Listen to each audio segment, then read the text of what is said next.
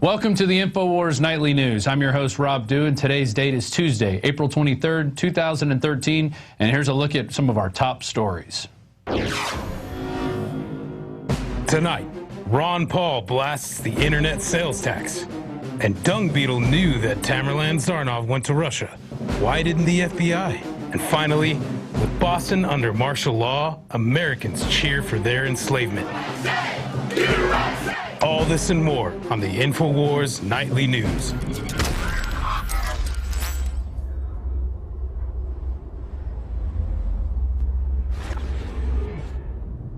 One of the biggest and most unreported stories of this Boston bombing scare is not the fact that they knew who these guys were, the FBI, that they knew they were traveling out of the country under assumed aliases, that they had been tracking them, that they had interviewed them, that there were drills going on. And we have eyewitnesses saying that. No. What is the biggest story?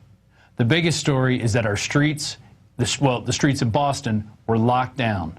It was put under martial law, and it was done like that on purpose to get people conditioned to where anytime there's a crisis, we will send cops in and we will send people in to kick people out of their homes at gunpoint, and they'll go through their belongings without due process, violating the Fourth Amendment.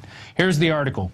Shocking footage. Americans ordered out of homes at gunpoint by SWAT teams. This is from Steve Watson, April 22nd, and it is an amazing collection of pictures, that being one of them right there, where you have a guy coming out of a tank turret pointing a gun at somebody inside of a window. Shocking footage has emerged from Friday's lockdown in Boston, where federal police and National Guard troops and SWAT teams enforced door-to-door searches of everyone's home within 20 blocks as an entire city was placed under the orders to stay off the street. Here's a note from Alex Jones. Even though we've seen countless instances of lone gunmen on the streets, we've never seen an entire city locked down as we witnessed last week in Boston and its suburbs. This is the definition of martial law, is when due process is suspended and Americans are under military rule. And there's some video right there of them banging on people's doors, treating everyone as a criminal, and kicking people out at gunpoint, telling them to get their hands up. Get your hands up, boy. You see that? Get your hands up, slave. That's what they're telling these people.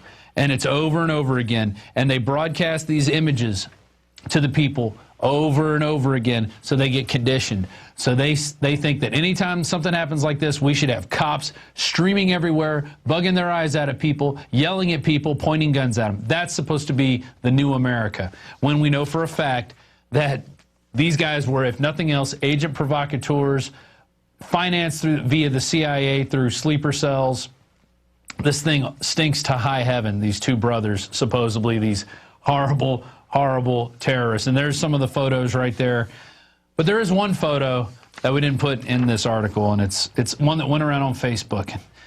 It's one of the less publicized impressions from yesterday's standoff. A family with young children in Watertown was out of milk during the lockdown. And there he is. There's the guy bringing him milk. Because the state is the one who gives you milk. They provide you milk.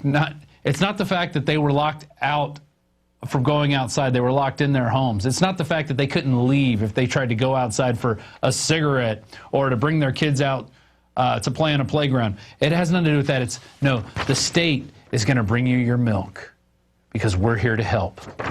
That's what it's all about. It's all about that impression going over and over and over again. Visit Infowars.com and PrisonPlanet.com.